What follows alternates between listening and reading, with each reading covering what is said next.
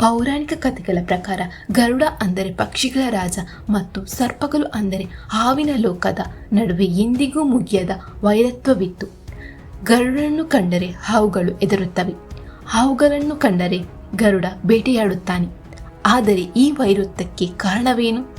ಇದು ಶುರುವಾಗಿದ್ದು ಇಬ್ಬರು ಅಕ್ಕ ತಂಗಿಯರ ಸಣ್ಣ ಸ್ಪರ್ಧೆಯಿಂದ. ಬಹಳ ಹಿಂದೆ ಕಶ್ಯಪ ಮುನಿಗಳಿಗೆ ಇಬ್ಬರು ಹೆಂಡತಿಯರಿದ್ದರು. ಅವರೇ ಕದ್ರು ಮತ್ತು ವಿನತೆ. ಇವರಲ್ಲಿ ಕದ್ರುವಿಗೆ ಸರ್ಪಗಳು ಮಕ್ಕಳು, ವಿನುತಗೆ ಅರುಣ ಮತ್ತು ಗರುಡ ಎಂಬ ಇಬ್ಬರು ಮಕ್ಕಳು. ಮುಂದೆ ಅಂಗಶೂನ್ಯತೆಯಿಂದ ಅರುಣನು ಸೂರ್ಯನ ಸಾರಥಿಯಾದನು. ಗರುಡನು ಮಹಾಬಲಶಾಲಿಯಾಗಿ ಬೆಳೆದನು. ಕಾಲಾಂತರದಲ್ಲಿ ದೇವ ಅಸುರರು ಸೇರಿ ಅಮೃತ ಪಡೆಯಲೆಂದು ಸಾಗರ ಮಂಥನ ಮಾಡಿದರು. ಅಮೃತಕ್ಕೆ ಮೊದಲು ಹೊರಬಂದ ಅಮೂಲ್ಯ ಉಚ್ಚೈಸ್ರವಸ್ಸು ಎಂಬ ಕುದುರೆಯೂ ಇತ್ತು.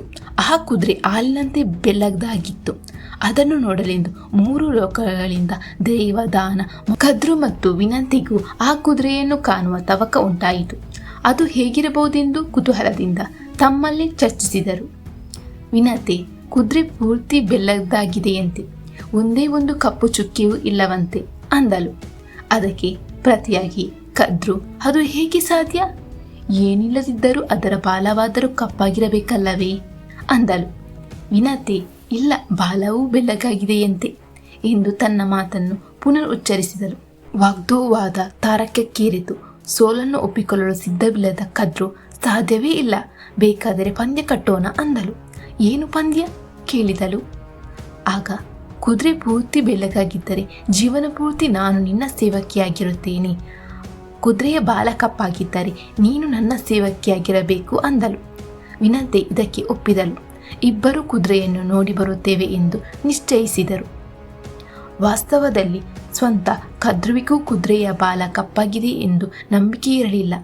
ಆದರೂ ವಿನತೆಯನ್ನು ವಿರೋಧಿಸಲೆಂದೇ ಅವಳು ಬಾಲ ಕಪ್ಪಾಗಿದೆ ಎಂದು ವಾದಿಸಿದಳು. ಈಗ ಹೆದರಿಕೆ ಶುರುವಾಯಿತು.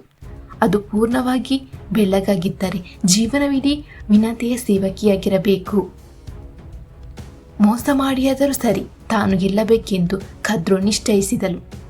ತನ್ನ ಮಕ್ಕಳಾದ ಸರ್ಪಗಳನ್ನು ಕರೆದಳು. ಶೇಷ, ವಾಸುಕಿ, ತಕ್ಷಕ, ಕಾರ್ಕೋಟಕ ಮೊದಲಾದ ಸರ್ಪಗಳು ತಾಯಿಯ ಬಳಿಗೆ ಬಂದವು. ಕದ್ರು ತನಗೂ ವಿನತೆಗೂ ನಡೆದ ವಾಗ್ವಾದದ ಬಗ್ಗೆ ವಿವರಿಸಿದಳು. ತಾನು ಪಂದ್ಯ ಕಟ್ಟಿದ್ದನ್ನು ಹೇಳಿದಳು. ನೀವು ಹೋಗಿ ಆ ಕುದುರೆಯ ಬಾಲವನ್ನು ಜೋತು ಬಿದ್ದು ಅದನ್ನು ಮುಚ್ಚಿಬಿಡಿ, ಆಗ ಅದು ಕಪ್ಪಾಗಿ ಕಾಣುತ್ತದೆ, ನಾನು ಪಂದ್ಯದಲ್ಲಿ ಗೆಲ್ಲುವಂತಾಗುತ್ತದೆ ಅಂದಳು. ಆಗ ಸರ್ಪಗಳು, ನಾವು ಮೋಸ ಮಾಡುವುದಿಲ್ಲ, ನಮ್ಮಿಂದ ಆ ಅನೀತಿಕಾರಿ ನಡೆಯುವುದಿಲ್ಲ ಎಂದು ನಿರಾಕರಿಸಿದವು. ಇದರಿಂದ ಕೋಪಗೊಂಡ ಕದ್ರು, ನನ್ನ ಮಾತಿಗೆ ಎದುರುತ್ತರ ನೀಡುತ್ತೀರಾ? ನನ್ನ ಮಾತು ಮೀರಿದವರು ಅಗ್ನಿಕುಂಡದಲ್ಲಿ ಬಿದ್ದು ಬೇಯುವುದು ಖಚಿತ ಎಂದು ಶಾಪ ಕೊಟ್ಟರು. ಸರ್ಪಗಳು ದುಃಖ ಭಯಗಳಿಂದ ತಾಯಿಯು ಹೇಳಿದಂತೆ ಉಚ್ಚೈಸ್ರವಸ್ಸಿನ ಬಾಲವನ್ನು ಹಿಡಿದುಕೊಂಡವು. ಅನಂತರ ಕದ್ರು ಮತ್ತು ವಿನತೆಯರು ಬಂದು ನೋಡಿದಾಗ ಆ ಕುದುರೆಯು ಬಾಲವು ಮಾತ್ರ ಕಪ್ಪಾಗಿತ್ತು. ವಿನತೆಯು ತನ್ನ ಸೋಲನ್ನು ಒಪ್ಪಿಕೊಂಡು ಕದ್ರುವಿನ ಸೇವಕಿಯಾದಳು. ಹೀಗೆ ವಿನತೆಯು ಕದ್ರುವಿನ ಸೇವಕಿಯಾದುದರಿಂದ ವಿನತೆಯ ಮಗನಾದ ಗರುಡನೂ ಸಹ ಕದ್ರು ಮತ್ತು ಅವಳ ಮಕ್ಕಳು ಹೇಳಿದಂತೆಯೇ ನಡೆಯಬೇಕಾಯಿತು. ಸರ್ಪಗಳು ಗರುಡನು ತಮ್ಮ ಸೇವಕರಂತೆ ಹೀನಾಯವಾಗಿ ನಡೆಸಿಕೊಳ್ಳುತ್ತಿದ್ದವು. ಇದರಿಂದ ಗರುಡನು ಮನಸ್ಸಿಗೆ ತುಂಬ ನೋವಾಯಿತು. ಹೇಗಾದರೂ ಮಾಡಿ ತನ್ನ ಮತ್ತು ತನ್ನ ತಾಯಿಯನ್ನು ದಾಸ್ಯವನ್ನು ಹೋಗಲಾಡಿಸಬೇಕೆಂದು ಯೋಚಿಸಿದನು.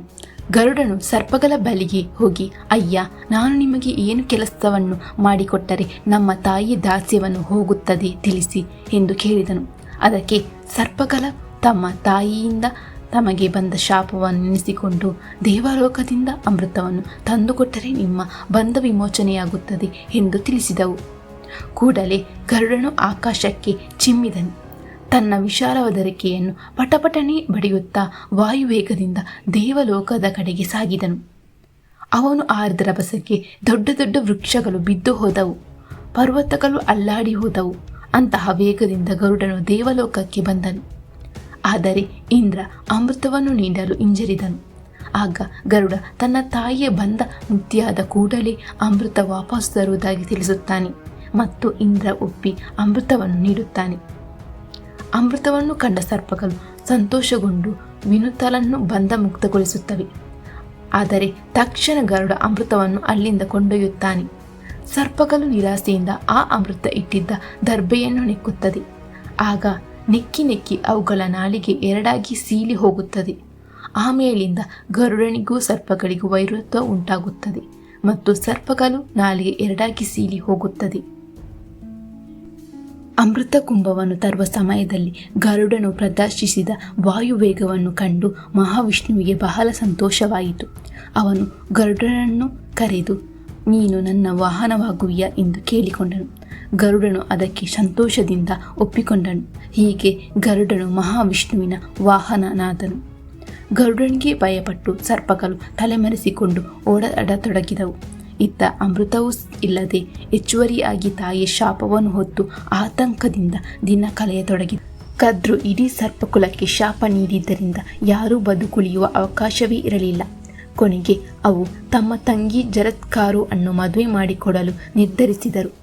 ಇದರಿಂದ ಆಕೆ ಬೇರೆ ಕುಲದವಳಾಗುತ್ತಾಳೆ, ಅವಳಿಗೆ ಹುಟ್ಟುವ ಮಗ ನಮ್ಮನ್ನು ರಕ್ಷಿಸಬಹುದು ಎಂದು ಯೋಚಿಸಿದರು.